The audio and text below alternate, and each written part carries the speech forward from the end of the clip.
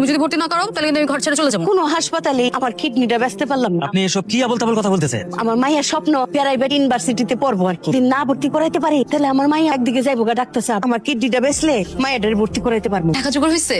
কই টাকা? টাকা জোগাড় হয়েছে। আমার মাইয়া প্রাইভেট ইউনিভার্সিটিতে পড়বো। আমার তো বিশ্বাসই হইতেছে না আমি ভার্সিটিতে ভর্তি হবো। আপনারা আমার সাথে এরকম কেন করছেন? কেমন করছি রানু? আমার নাম রানু না, আমার নাম রাইসা। তোমাকে গ্রাম থেকে ঢাকা আসার পাসপোর্ট দিয়েছে কে?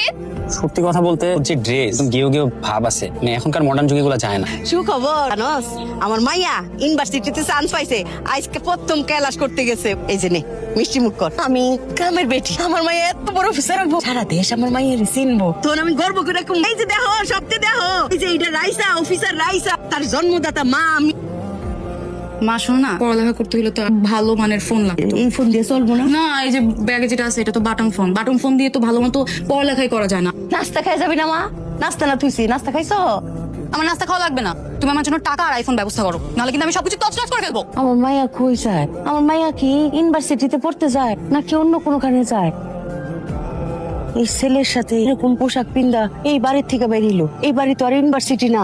মারে আজকেও বলছিলাম বুঝছিস, মা না গুরুত্ব দিচ্ছে না। যেই মাইয়ার আমি নিজের কিডনি বিক্রি করে ভার্সিটিতে ভর্তি করাইছো, নিজে চলতে পারি না, আমার পেটে বিষ করে এই মাইয়া আবার নেশা করতেছে। ভাবছি এরকম ভন্ডামি করে টাকা না দিয়ে পার পাওয়া যায়। তোর মতো বন্ড কুলাঙ্গার মাইয়ারে আমি আর 1 টাকাও দিব না। আবার বলো তো।